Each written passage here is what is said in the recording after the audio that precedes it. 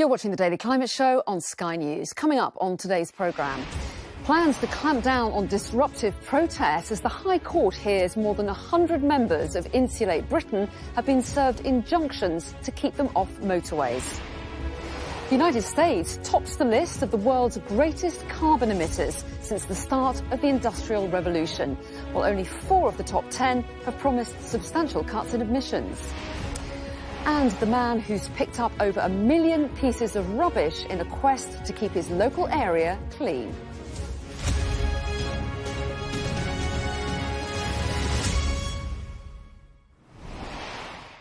Hello and welcome to the UK's only daily climate news show, where we track the changes happening to our world right now and challenge those coming up with the solutions. Now, the Home Secretary has branded protesters from the group Insulate Britain as so-called eco-warriors who are trampling over our way of life in response to repeated demonstrations which have blocked major roads. Priti Patel announced there would be tougher penalties for anyone disrupting a motorway and new powers for the police to deal with them. It comes as the High Court heard that more than 100 members of the campaigning group have been served injunctions to stop them demonstrating. Enda Brady reports. She's in the ambulance. She's going to the hospital in Canterbury. They got stupid. For 3 weeks, their actions have brought sheer frustration and anger to London's roads. Now, for the first time, Insulate Britain have apologised, but they plan to keep going, regardless. We don't want to inconvenience or, even worse, cause more problems for the British public. We don't want to do that. That's not the aim of this at all. We feel we have to do it in order to avert a greater disruption, which is the terrifying things that are coming down the road. At the Conservative Party conference, the Home Secretary used her speech to outline plans to crack down on protesters who target critical infrastructure like roads. I will not tolerate the so-called eco-warriors trampling over our way of life and draining police resources. The High Court heard that more than 100 activists have now been served with injunctions. New powers for the courts could see protesters stopped from travelling in the first place. So what are the implications of this proposed legislation? What it will send is a chilling effect on the right to free speech for others that want to join protests. And protest is the engine of change. That's how change is brought about and how radical change is brought about. Yet this is a government that does not want to tolerate dissent. The protesters responded to Priti Patel's comments by insisting they will ignore the injunctions and keep causing disruption. Well, while the government is adamant these protesters must be stopped, Insulate Britain say they have no intention of changing their strategy, and they say all through winter they will continue blocking Britain's motorways. Global leaders will arrive in Glasgow from the end of this month for the COP26 climate summit. It runs for 2 weeks and the world will be watching how any protests are dealt with. Enda Brady, Sky News. In today's other climate news, the UN Weather Agency is warning that there'll be a global water crisis without urgent reforms. A report by the organisation suggests climate change will increase water hazards like droughts and floods, leading to water shortages. It says more funding is needed to improve water management, including better flood warning systems in Asia. The Danish government has ruled that farmers must halve their greenhouse gas emissions by 2030. The legally binding agreement also includes a 65% reduction for the forestry sector and a reduction in nitrogen emissions. It's part of government plans to cut the country's overall emissions by 70% by 2030, one of the most ambitious targets in the world. The amount of the planet's coral reef that's been lost to climate change is the same size as the Grand Canyon National Park. A study by the Global Coral Reef Monitoring Network shows that 14% of the world's coral was lost between 2009 and 2018. And scientists are warning that more will disappear if sea temperatures keep rising. Coral bleaching, overfishing and declining water quality are all contributing to their decline. And 3 scientists have been awarded the Nobel Prize for Physics for their work on climate change. Sukuru Manabe, Klaus Hasselmann and Giorgio Parisi were announced as the winners at an event in Stockholm. Some of their research has been used to predict the impact of human-induced global warming. Now, the countries which have contributed most to the current climate crisis have been revealed by analysis of their carbon dioxide emissions since the start of the Industrial Revolution in 1850. Now, the study from Carbon Brief includes for the first time emissions from the destruction of forests and other changes in land use, as well as the impact of fossil fuels. And it finds that of the top 10 emitters, only 4 have promised substantial cuts in emissions ahead of the climate summit COP26 next month. So let's take a look at the world's current top emitters. And as you can see here, China has by far the largest carbon dioxide emissions, with more than 10,000 million tonnes of CO2 in 2019. Now, that's almost twice that of the US, which comes in second, and they're followed by India and Russia. But this list changes when we look at historic emissions. Now, when we add up all the emissions since the Industrial Revolution, the US replaces China as the most prolific emitter. Now, the US has released more than 420 gigatons of CO2 from fossil fuels since 1850 and is responsible for the largest share of historical emissions. That's almost 20%. In fact, the US's carbon emissions alone have led to 0.2 degrees of warming so far. And the new analysis includes emissions from land use change and forestry in addition to fossil fuels. And we can see the top 10 emitters change again. Now, Brazil and Indonesia, they overtake Canada, Germany, India, the UK and Japan. And that's partially linked to forest fires in Indonesia in 1997 and deforestation that has taken place in Brazil for cattle ranching, for logging and palm oil plantations. So let's talk a little bit more about this analysis. Joining me now is Dr. Simon Evans, Deputy Editor of Carbon Brief, who carried out this analysis. So welcome to you. So first of all, why do you think it's important to look at a country's emissions in this historical context? So it's quite simple. The world collectively has committed to hold warming well below 2 degrees and strive to limit warming to 1.5 degrees. And that depends on not only what we emit in the future, but what we've emitted in the past, because carbon dioxide, the impact on the climate accumulates over time. So we've already had 1.2 degrees of warming. And in order to work out how effectively we got into this mess, we need to know who's responsible for those emissions. And that's what our analysis has set out to do. Well, yes, and how unusual is it to study the impact of land use and deforestation, as well as the burning of fossil fuels? And how important a role has that played in assessing the biggest emitters? So overall, since 1850, the world, humans collectively have pumped out 2,500 billion tonnes of carbon dioxide into the atmosphere. And that's directly linked to the 1.2 degrees of warming we've seen so far. Now, 1/3 of that total is linked to land use change and forestry. So it's really important that we include that. Now, it's not to say that climate scientists have been ignoring this, but it's simply to say that when looking at the national level, which countries individually are responsible for those emissions, that's been much harder to do. Well, yes, and when assessing who has the greatest historical responsibility for climate change, presumably that feeds a lot into the politics ahead of COP26 and the idea of how much money should be paid to developing countries, the ones least responsible, and that sense of climate justice.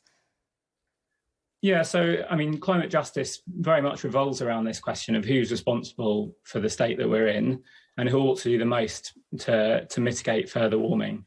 And as you say, that relates to climate finance, but also who ought to be cutting their emissions over the next decade and out to 2050 the most quickly in order to avert, further dangerous warming. Well, yes, that question of pledges is interesting, isn't it? Given that not many of the countries in the top 10 have upped their pledges to reduce emissions ahead of that UN summit. Yeah, so the heartbeat of the Paris Agreement, essentially, that was signed in 2015, was that every 5 years countries would come back and they would say, how are we doing? Are we on track?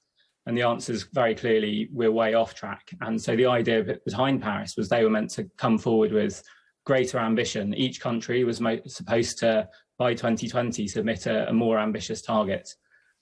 A very large number of major emitters have so far failed to do that. And as you said at the beginning of the programme, time is now running out before COP26. Dr. Simon Evans, thanks very much indeed. Thank you.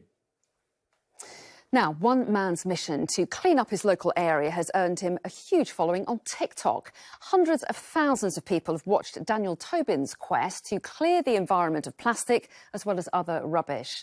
Over 10 years, he's collected more than 8,000 bags of trash, and he's explained to us what motivates him to carry on. These birds are awfully raucous right now. Hey guys.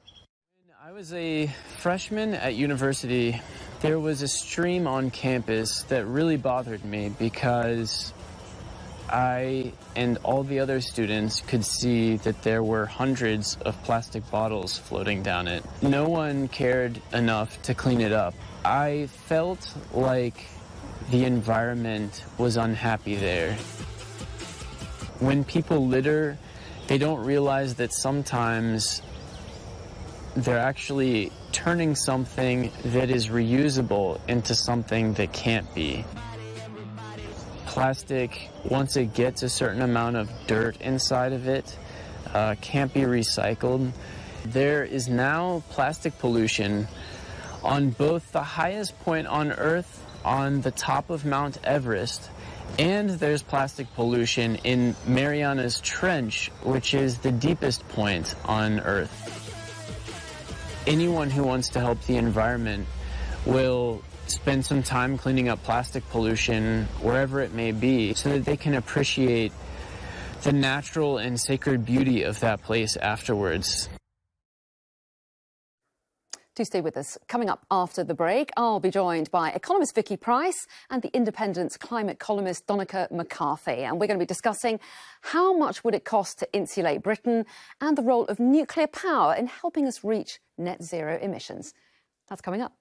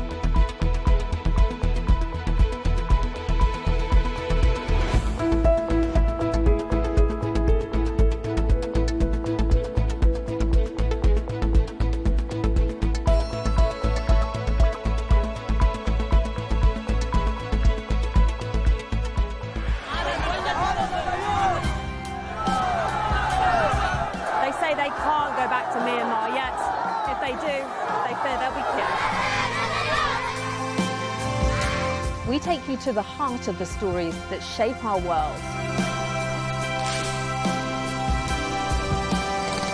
If there is a bigger explosion, this area would be in the danger zone.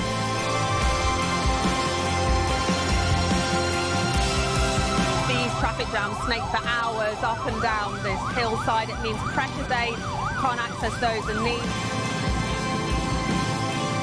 You can see the depth of the water. If you have a look in front of us, there are people wading through it.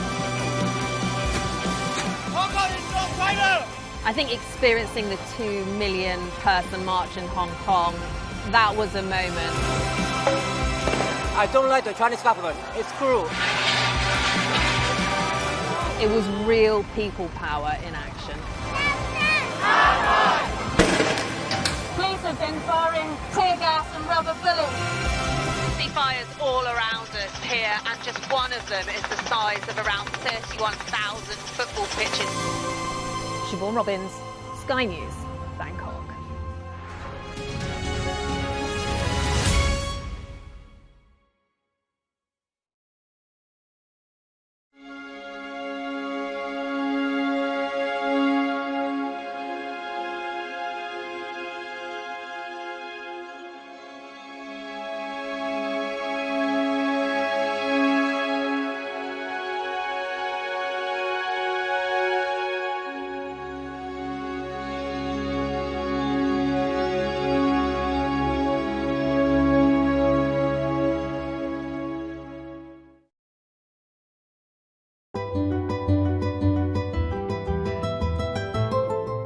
We don't understand that every lake or a pond is a habitat in itself, which houses frogs, snakes, crabs, turtles, birds, so many different life forms.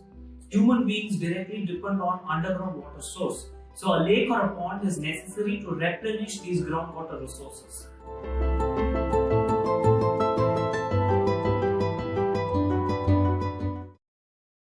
Did you know if more of us walked, rode bikes and scooted to school, we would make a big difference to the air pollution around our school? Yeah, like us. Britain will have a mostly dry and sunny morning after early rain clears Norfolk. Ireland and Northern Ireland, meanwhile, will see cloud and outbreaks of rain spreading in. It'll be a bit warmer. Cloud and rain will spread to Western Britain during the afternoon, heavy and persistent over Western Scotland, while Ireland and Northern Ireland will see patchy rain giving way to occasional drizzle. Clean air spreading from the Atlantic means that the air pollution index, where 1 means low pollution and 10 means very high, will be low everywhere. The Air Quality Report, sponsored by Philips Air Purifiers.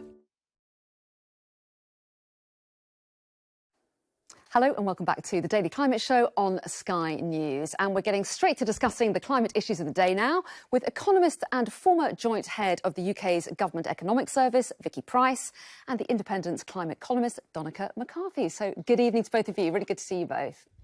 So first of all, the Home Secretary has announced extra measures to deal with protests following the disruption caused by the Insulate Britain group.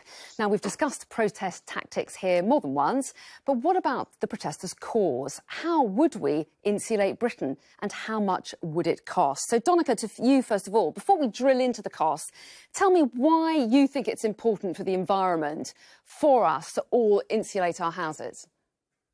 Sure. Around 15% of the UK's carbon emissions comes from heating.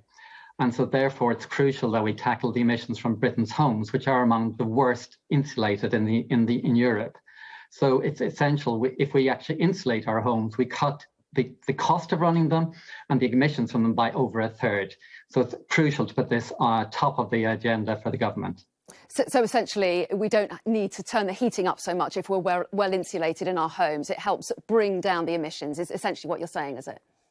Absolutely. The amount it would cost to run and heat your home would be at least a third, if not more, if our homes were properly insulated. It's not just carbon emissions, though, of course. It also is the huge issue of excess winter deaths. Around 8,000 pensioners a year are dying from actually living in cold homes across Britain. Nearly 5 million people in Britain are living with fuel poverty, having to try and make the choice between food and heating their homes. Okay. So it's just a no-brainer for us to be insulating our homes across Britain. OK, and this is what the Leader of the Opposition, Vicky, has said about it. He said we have the least energy-efficient housing in Europe. So if we're going to do something about it, Vicky, how much would it cost? Well, the things that you need to do, of course, when you are trying to insulate the home, particularly one which was built some time ago, is to deal with all sorts of different parts of the house that need insulating. So you have loft insulation, you have cavity wall insulation, you have floor insulation, you have drought excluders. You can do all sorts of things. And of course, each of those costs quite a lot. And given that we have loads of old homes, the average cost for the older homes is considerably higher than, say, building a new house, or those that perhaps have been built, in the last couple of decades. So if you add it all up and you look at an old house might cost to do all these things that I just mentioned, including, of course, improving the heating itself, so converting from gas boilers to other ways of heating your home, which are more efficient, could be up to £28,000, £30,000. It could be a bit less for the ones that were built more recently. So if you multiply that, we have 29 million homes in the UK, roughly. Okay. So quite a lot of them need to be insulated. We're talking about hundreds of billions, and that's the real issue. Where is the money going to come from? Well, yeah, you're shaking your head there, Donnachadh, but it's a lot of money that needs to be found. How are we going to pay for this? Yeah, just multiplying it by 26 million is nonsense. 50% of UK houses already have their walls insulated. We need to insulate the other 50%. The estimate is that we need to spend 6 billion a year to 2035. That comes out as 75 billion. We could actually fund that easily by actually switching the investment from HS2, which is just going to cut an hour for rich people traveling by train to Edinburgh, to investing in people's homes for poor people to lower their bills and make them warm and cut our carbon emissions. Paid for it, no problem. And Vicky, the long-promised Heat and Buildings bill is due to be announced by the government, so we may get more details on what their plans are. But quickly come back at Donnachadh there. He disagrees with your figures, very briefly.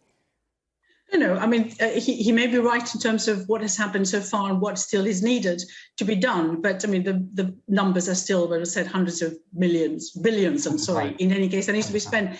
But the issue is maybe, whatever. There are loads and loads of different calculations of what is actually required. It's still a lot of money. I don't disagree that we're going to have to think about how that can be spent, whether we should be switching from something else and whether, in fact, taxes need to be increased. But also, I think there has to be a lot of support for the individual homeowner. What we've seen is the moment cheap options disappear, the homeowner just doesn't do the loft insulations that are needed. They just move out of even bothering to do any of those, taking any of those measures that would save quite a lot of energy. Interesting stuff, and I'm sure we'll talk a lot more about this in the weeks ahead. In the meantime, though, it is all about the money. A new ambitious climate target was set by Boris Johnson this week for the UK to have a fully green electricity grid by 2035. And that's raised, once again, the subject of nuclear power. Let me just take you over to the data dashboard briefly, because you can see that at the moment, 13% of our electricity right now, our power right now, is coming from nuclear. And that number is really pretty stable. Now, if he's going to meet his green target, does nuclear and the stability of generation that it gives need to be part of the mix? Donnachadh, I'll put that question straight to you.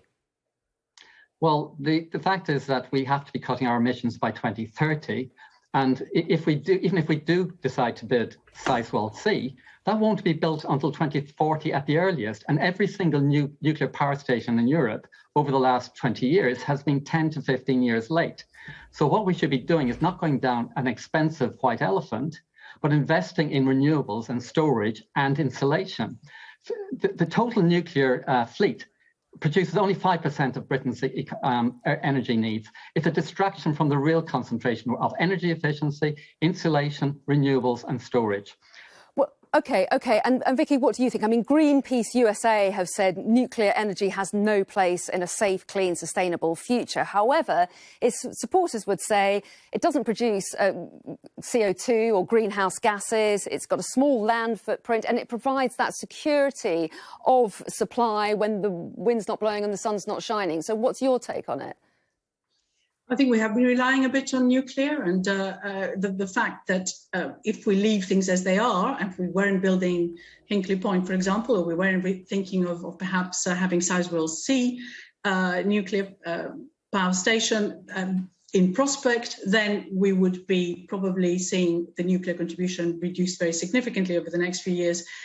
Nuclear has had a useful role to play in the sense that it provided a bit of that base load that you need, because renewables, I'm afraid, can be very intermittent in terms of how they produce that energy that you require, because it may not, the wind may not blow, the sun may not shine, so you lose quite a lot of that. But I think there is an alternative if you're looking ahead, and that is we may need to be thinking more about having that base load provided by other means rather than nuclear for the future, because nuclear is very costly and briefly, to build. What would that be? It would be gas. We need to probably have more gas-fired power stations, yes. But presumably that would produce emissions, wouldn't it? So, Donnachadh, what do you make of that? We can't just rely on renewables, can we? No, that's insane. To actually go down and propose new fossil fuel power plants is just nonsense. What we have to be doing is actually looking at renewables and storage and tidal And those three together, if we invest in them, are cheaper than nuclear, faster than nuclear, and reliable. Last month, 5 of the 7 nuclear power stations went down. They're not as reliable as people claim them to be. Renewables are far cheaper, storage is far cheaper, green hydrogen is far cheaper. I think you'll both have to agree to disagree on that one. But Donnachadh and Vicky, we are out of time. Thanks both very much indeed. Thank you. So do stay with us. That's everything from us for today, but stay with the channel, won't you? There's plenty more coming up in just a moment on Sky News tonight. And meanwhile, tomorrow, I'm going to be joined by the host of the Climate Curious podcast, Mariam Pasha, and White House climate advisor, Jerome Foster. So do join us tomorrow.